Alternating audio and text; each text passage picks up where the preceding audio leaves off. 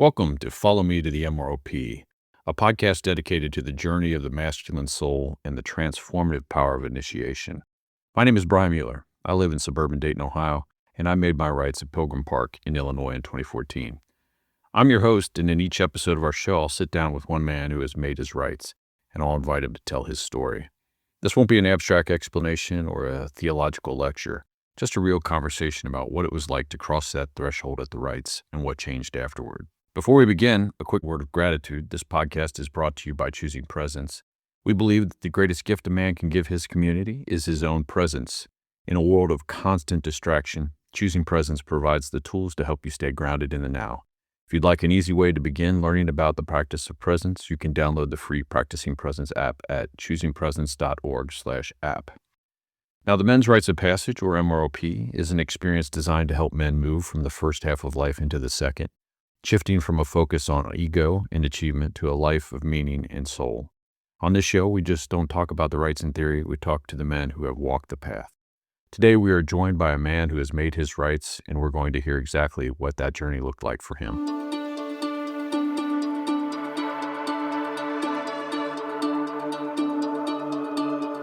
My guest today is Brody Fulk. Brother, I'm really glad you're here. Thanks for making the time and for being willing to share your story. Yeah, thank you for having me. Brody, tell us where you're from and how you spend your time these days. I am in central Missouri, in Rolla, and I like to play music. I've been a musician my whole life, and right now I'm playing a lot of guitar and singing and just having fun with that.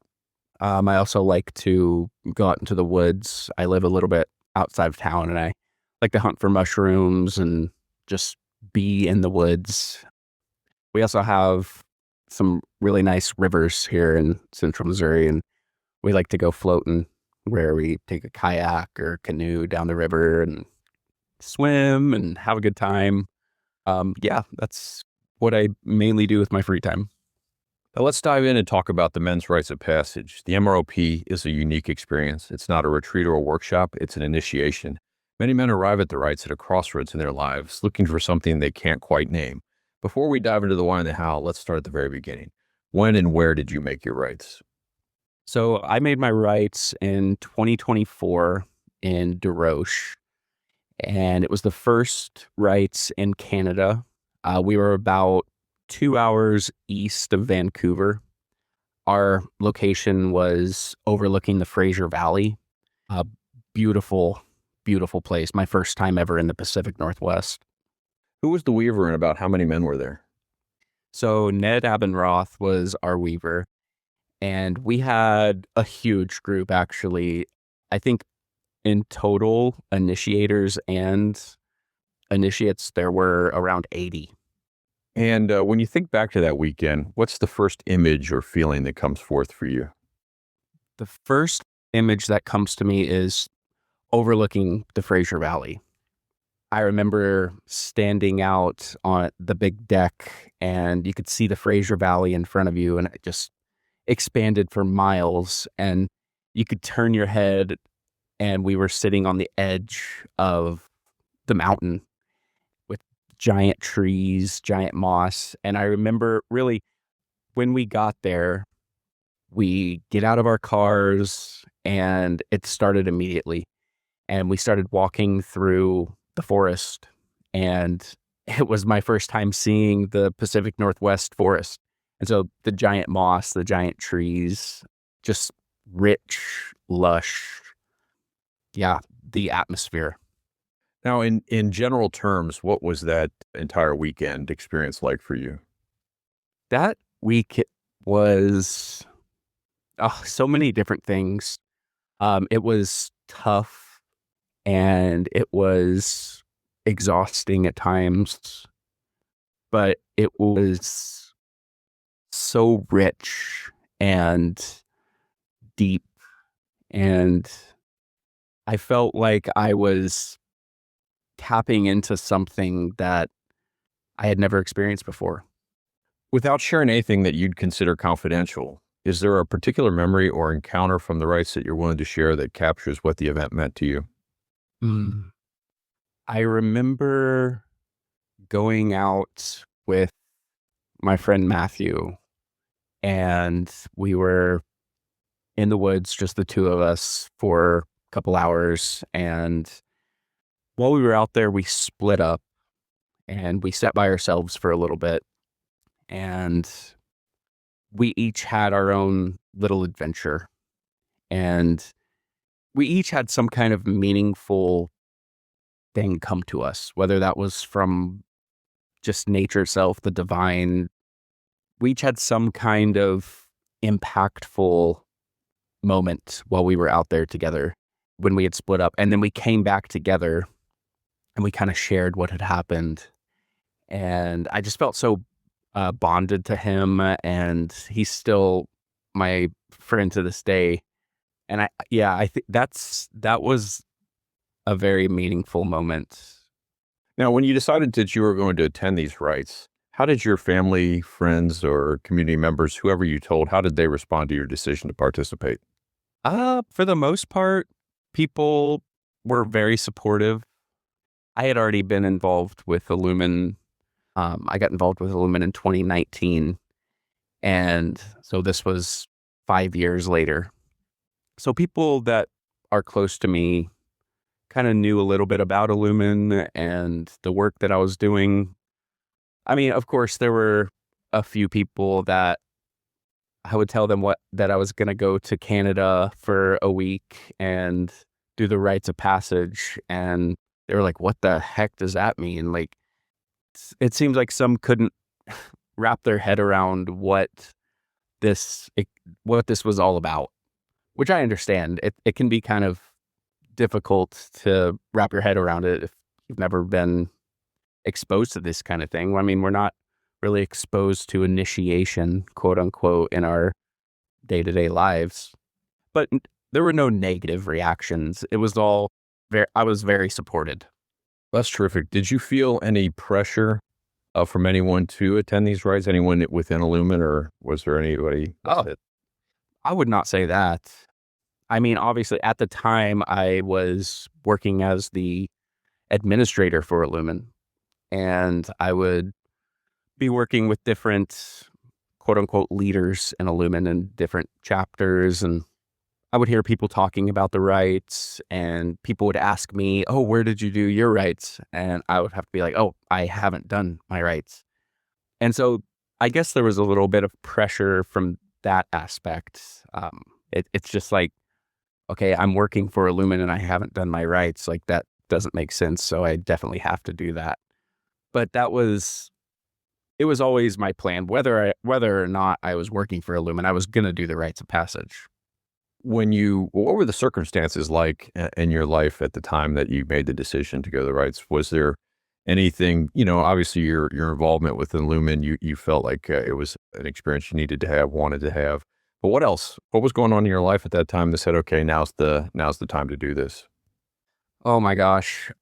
I remember very vividly, just my life was extremely busy. I was constantly doing something for work or something with friends. It just seemed like I never had any downtime. Not only was I working part-time for Illumin, I also had another full-time job. And so I'm working these two jobs, and the circumstances of that were tricky. I didn't have internet at my house for the first 6 months where I was working from home. So that makes it hard to work from home when you don't have internet. So I would stay at my other job. I would stay behind. I would go in early and I would stay behind. So I was having really long days. It was I want to say, like, spiritually inundated. I don't know if that's like a thing or a word, but I was just having a lot of powerful moments in my life.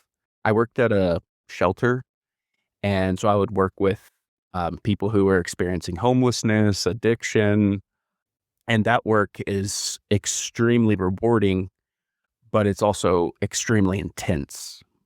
So I was having a lot of, I guess, serendipitous. I like to notice like serendipitous moments, like, oh, the universe is aligning in this way. And that's I recognize the importance of that just happened there or something. So a lot of serendipitous moments that I would like to notice. And I was also searching for something more, as far as within myself. I was doing all these things. I had no free time, and I was very busy and getting work done, but I still felt like I was not where I wanted to be mentally, spiritually. Yeah, so it was a really intense time in my life. I guess I can sum it up with that. Well, I appreciate that. And I know you're part of a group, a council group that meets in Rolla. So there are some men, and you have some men that you meet with in community. And many of them, those men have been on the rites of passage. I imagine they were fairly supportive. What was their reaction to you going? Oh, absolutely. They were very encouraging, and always they would ask me if I needed anything or if I needed help getting there. Yeah, the guys in my council group, I think just about all of us have gone to a rites. I think there's 8 of us that will meet, and maybe we have 1 or 2 that haven't gone yet. But yeah, my council group is very rich and very deep, as far as Illuman involvement, and going back all the way to 2008, 2009 or something like that. So yeah, my council group was really helpful in they also helped me kind of get an idea of what to expect a little bit without giving too much away. Yeah, they were absolutely great. You mentioned earlier being with a friend at the rites out in the woods. Did you travel with that friend to the rites, or was this just somebody you met at the rites? No, this was somebody I met at the rites. I traveled alone for that. Not a lot of people from the Midwest going to the Pacific Northwest, Vancouver. Yeah. Let me ask you now, when you arrived at the rites, at that moment, I imagine it's overwhelming in a lot of ways, just even if it was like you said, it was your first time, your first experience in the Pacific Northwest. But was there something that you were hoping for going into the rites, or was there something that you were looking at being initiated into? I was hoping for, yes, there was. I was hoping for a complete and radical and total shift in my way of thinking. I was hoping for something supernatural and something magical. I was hoping that God was going to come down and tell me exactly what's up, what's going on. This is what's going on. This is what you need to do. And yeah, I was hoping for absolute clarity and perfection, which obviously I did not get. But nonetheless, you came away, I'm sure, with plenty of insight and things to carry you forward, I guess. But I Oh yeah, go ahead. absolutely. That it helped me realize how silly that was also, to expect this messenger from God or something, Yeah, I'm sure you weren't the only one there that had that feeling. You might have talked to other guys and they were expecting that as well. But so conversely, we talked a little bit about what you're hoping for, but was there anything that you were fearing as you headed into that experience? Absolutely. I was fearing, oh my gosh, I was fearing, okay, when I had my interview, I asked my interviewer, Brian Sullivan, I was like, okay, I have to ask this because people ask me and say it all the time, like, is this a cult? And I'm sure you've heard that before, like, oh, the Illumin cult or whatever. So I was fearing some kind of ick, going and experiencing this fake, cult of personality, I guess, or yeah, silliness. I was fearing it wouldn't be very impactful to me. I was also fearing the vulnerability a little bit, because working as the administrator, I'd kind of gotten glimpses into MROP, and I was able to see behind the curtain a little bit, and I knew that it seemed like there were going to be moments where I had to be really vulnerable, not only to others, but to myself. And I feared that a little bit. No, I appreciate you reflecting on that and sharing that. You're not the only one. This is really isn't the purview of what we're talking about here, but yeah, as far as worried about that experience and what it's like, we live in a culture, where there are, there are a lot of cults, and high demand groups is another term that is used for that sort of thing. And they're often built around, narcissistic leaders and things like that. So I think that's legitimate. I think that's a legitimate question and fear that some men might have entering into this, but categorically, that's not what Illuman is about. And I think you learned that as well. And Oh yeah, absolutely. Well, it's funny. It's funny to me now when people, like, I have a friend that said, after I came back from my trip last week, it's like, "Oh, how was your cult meeting?" It's funny to me now because it's just, Illumin is the farthest thing from a cult in my mind now. After, because I've done some research, I wanted to know, like, what is a cult, and I've watched some documentaries, but yeah, that's outside of what we're talking about. I know, but I'm glad you mentioned that because you're the first guy that mentioned. I have a friend that when I went on a rites of passage, his question now when I go to men's events, he'll say, "Is this one pants on or pants off?" Because the image that some people have is that you're dancing naked or something around a Yeah. fire, those sorts of things. And I laugh, but yeah, it's just it just says something too about our society is like we really desire these types of groups and experiences and things like that, but we're also very wary. There's a history of abuse and issues yet here. So yeah, it's important. Yeah, absolutely. The vulnerability and this space that we go to leaves people open to being, I don't it can leave people open to being manipulated or coerced or something. But yeah, I've never had that experience with Illumin. Yeah, so let's go back into the rites a little bit, and I want you to think back to the day it ended, the closing ritual, and now it's time to get back home. And how were you feeling immediately after the rites as you left? Immediately after, I was tired. I remember my body was exhausted. I had done a lot of tromping around the mountain. My legs and feet hurt. Mentally, I was, I felt like I was primed. I was in a really good place as far as, like, I felt like my empathy for others was heightened, and my awareness of myself was heightened.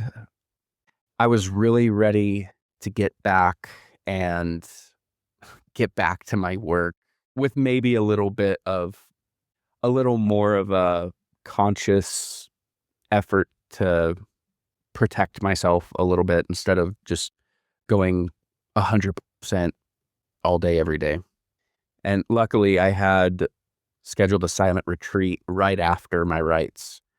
So I came home for one night or so and then immediately left for like 3 days to a silent retreat. And that helped me integrate and just really created a space for me to reflect on everything.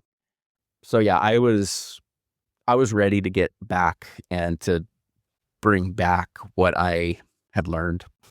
Yeah, I'm glad you mentioned that. A lot of guys I've talked to, maybe circumstances dictate this, but they come back, on a Sunday and bam, Monday they're back to work, and that doesn't give them as much time to integrate and process. Mhm. So yeah, it's definitely advisable if men have that luxury to create some space around the rites to take that space. I would say take some space entering the rites and take some space leaving if it's available to you. Mm. Yeah, I think that's a great idea. Yeah. So since making your rights, what's changed in your life, thinking practically, relationally, even spiritually? Well, I developed a love of poetry after that, and I really kind of understood why poetry is a thing. I was never really into poetry very much, but after experiencing poetry in a certain setting, I was able to, like, it helped me to go deeper, and so it awakened a love for poetry in me. It also, like I said, made my empathy for others, or even just my awareness of others outside of myself, a little more prevalent, and it helped me to be less me-centered. I've always been a really selfish person. At least I feel now looking back, I guess. And it's helped me to not be quite as selfish and to be a little more focused on others. I know there's a lot of ways it changed. Let me tag a question onto that. How is you mentioned that, poetry was something that your appreciation for poetry was something you took away from the rites. How had the rites impacted your music? So when I came back, I immediately picked up my guitar. And I think it was around that time actually that I started shifting from less of a performative playing, because I was always like, that's why you play music. It's to perform for people and it's to make people happy and so they can hear the beautiful sounds that you have created. But it really helped shift it to more of like, I'm playing because I love music and because music is a powerful thing in this world. And even if I'm not playing for anybody but myself, I'm bringing in this energy and these vibrations and the sound and letting it wash over me. And I play for myself a bit more now, and just music for the love of music. That's wonderful. Now, you mentioned before the rites you told some people in your life that you were going to the rites, and generally it sounds like they were awfully supportive. How did those conversations change after the rites when they asked you, what was that like? How was that experience? When you mention ritual to someone, you will get a variety of reactions. And some people react to that word negatively. They think of like scary Hollywood rituals of scary stuff. And so there was a little bit of that when I told people what we did. It's like a mix of nature, story, poetry, ritual. No, wait, ritual. And then you can't really explain the process of the ritual. Like, oh, okay, this guy did this, and then this guy did this, and they made these things because it doesn't translate really very well. So that was just that would be a funny interaction when I mentioned ritual to people. I think, I don't really know. I don't know how people perceived me afterwards. If they like noticed a change. I like to think they noticed a change because I felt different and maybe they thought like, oh, he's a little different. He's maybe got a little more pep in his step or a little more intention with his actions and his words. That's what I hope for. That makes sense. Now, when you heard the terms masculinity, initiation, sort of the male purpose in life, you probably had thoughts about that prior to the rites. Has anything shifted when I mention those terms now? Masculinity, initiation, the male purpose? Absolutely.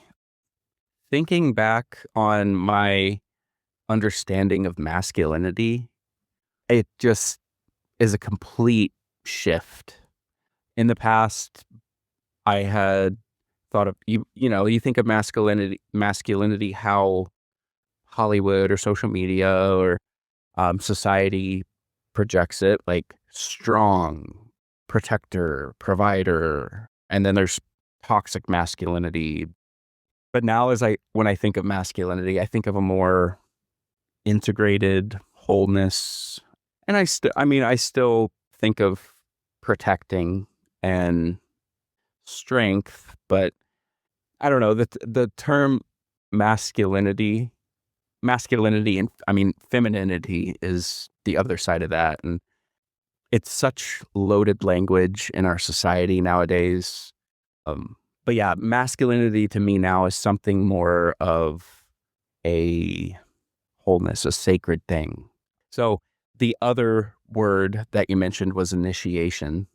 And in the past, initiation to me was, I mean, it didn't have much of a meaning.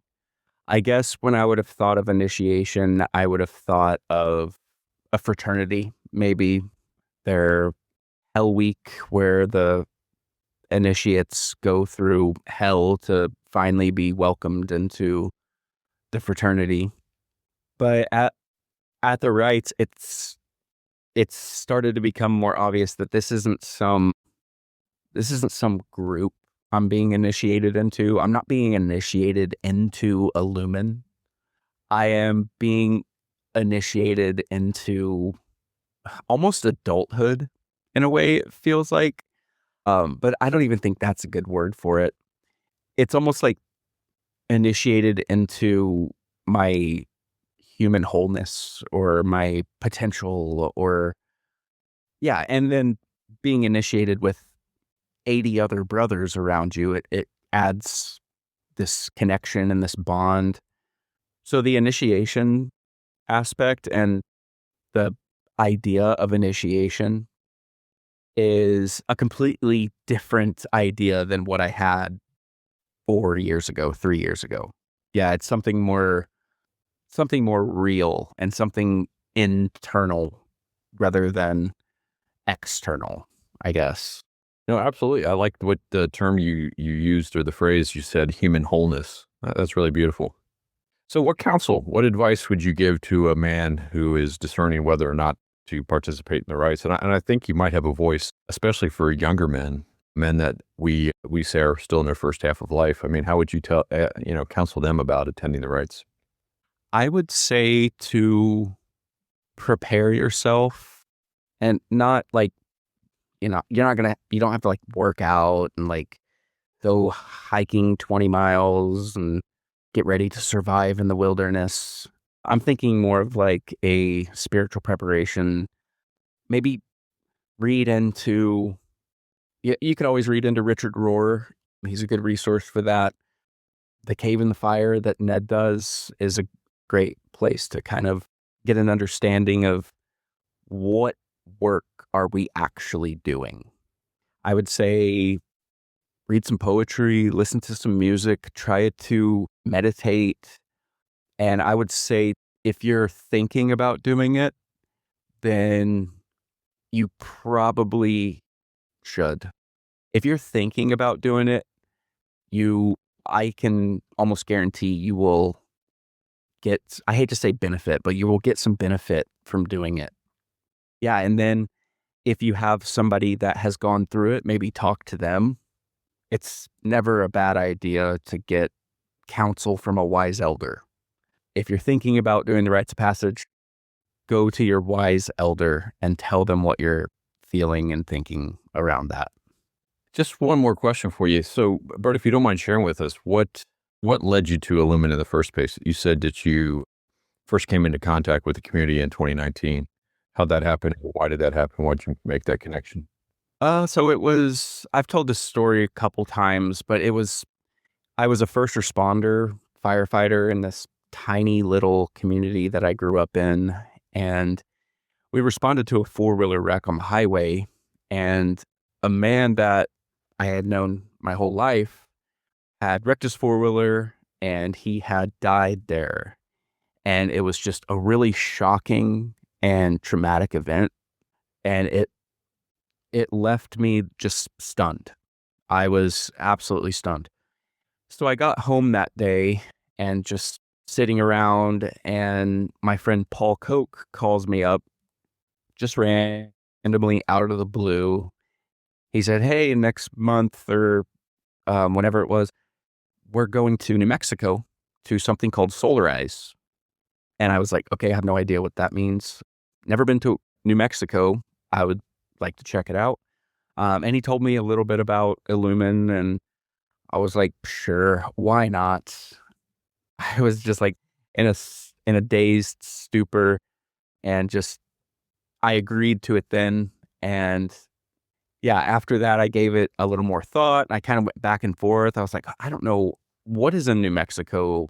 Why would I go to this? But something told me I should. And so I just went with it and drove down to New Mexico. We were in a big van. It was Paul Koch. Belden Lane was in the vehicle with us. I didn't know who he was at the time. Ryan Santons. Yeah, I think there were 7 of us packed in this van, and we road tripped down to Albuquerque. And I got to Soularize, and it was like, what is going on here? who are these guys? Why are they, why are, how are they loving like this? Is this real?